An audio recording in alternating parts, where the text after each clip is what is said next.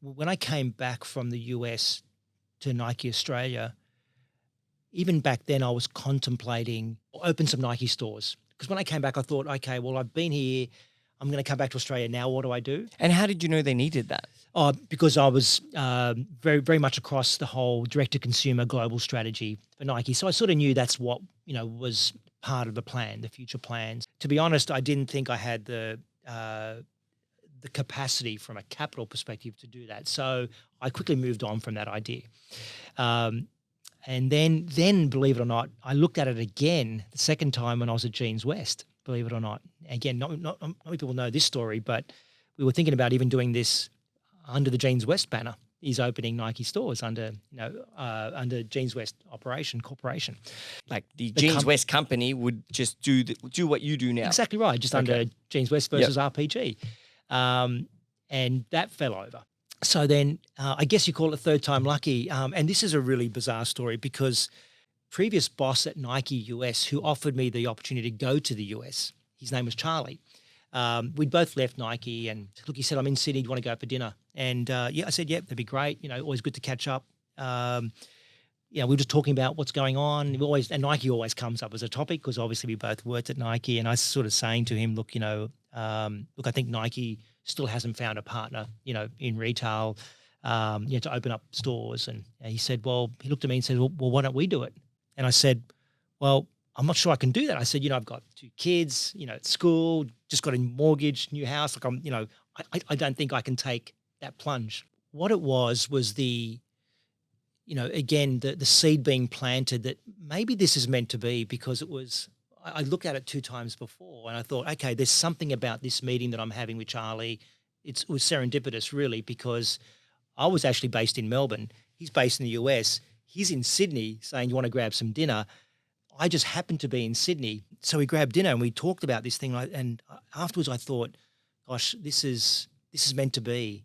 And I remember going home and talking to my wife about it. And I said, look, hey, what do you think? I said, actually, I don't think I should do this. I think there's too much at risk here.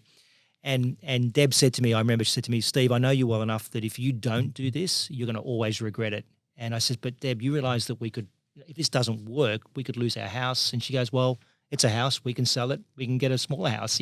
She said, I know you well enough to know that if you don't do this, you will always be wondering what if. So I think, again, thanks to Charlie, thanks to Deb, I think also I felt like I had this fire burning in my belly about at some stage going off and doing my own thing.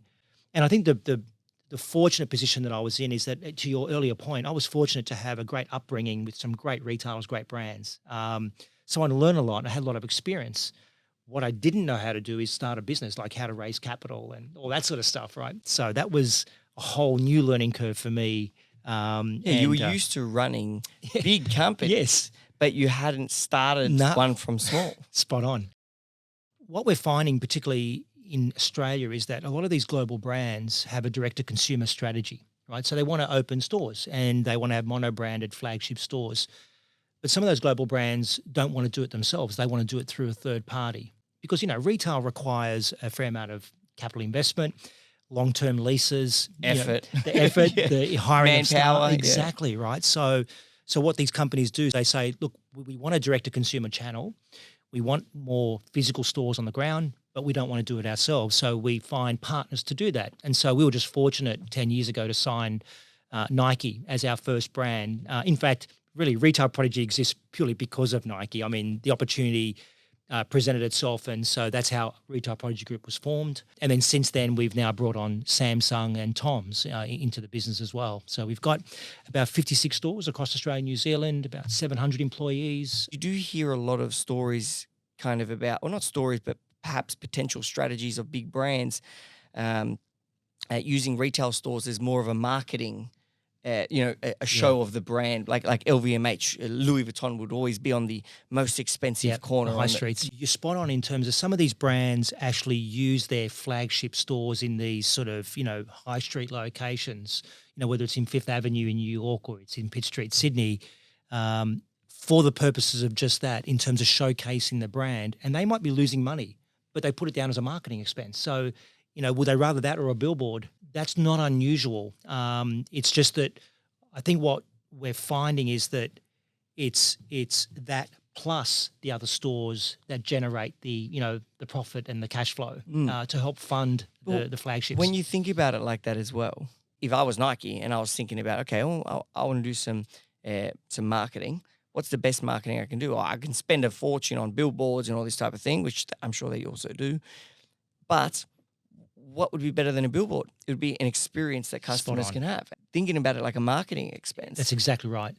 For those stores, it makes it make sense. And I think what brands now figured out is that it doesn't have to be an either or. So it can be a great marketing tool, but it can also be experiential and commercial.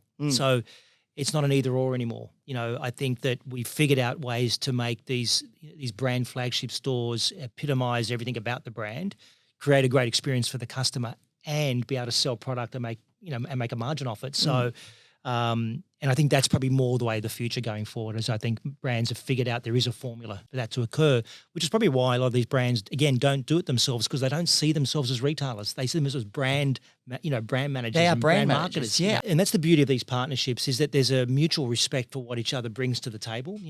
We love the fact that Nike and Samsung are at the forefront of product innovation and brand marketing, and that's great, because that's something we don't have to worry about. We'll just worry about, opening stores, building stores, hiring staff, training staff, and creating experience, right? So the partnership is perfect because we both know what each other brings to the table, and there's a respect there. There's a mutual respect, in terms of how that partnership works. In terms of how we identify the right, talent to join Retail Prodigy Group, look, it is a bit of a collaboration between Nike and us, not in terms of the interview process. We do that all about ourselves, but there's a framework that Nike have, which is, that they need to have a passion for the brand, a passion for sport, and a passion for customers. So it's the intersection of those three bubbles, I guess, if you had those three bubbles. So that's sort of the starting point. So that's what we look for when we're hiring people. And look, and when I say passion for sport, it doesn't necessarily mean you have to be an elite athlete. You don't have to, play sport. But you've got to have an appreciation for health and fitness and well-being. I mean, you've got to be at least in that headspace. That's got to be important to you in your life. We layer in a number of values that we have as a business. So we operate off 5 core values, and we use those values as a way to help, then select from that first sort of, I guess, short list of candidates, as we screen them.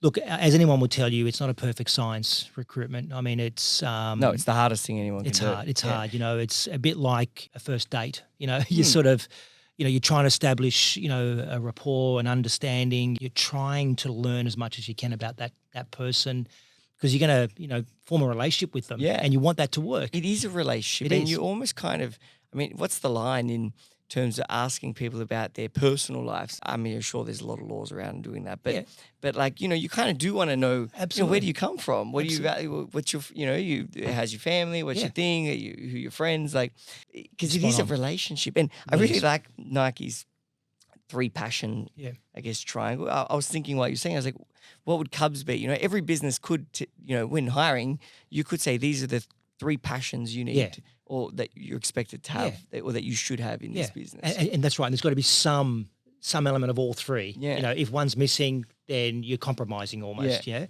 Look, whilst we're a customer-centric organisation, we're also a performance organisation. So we operate in a way that every single person that works in our stores, if you're a casual that's doing 4 hours, or if you're the store manager that's doing 38, when you rock up to work each day, you've got a target.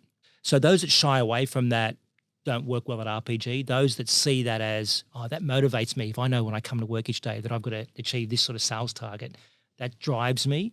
That itself, even saying that to someone in the interview process itself would filter out a lot of people who don't want to really work that hard. You're spot on. Or who shy away from kind of individual targets or goals.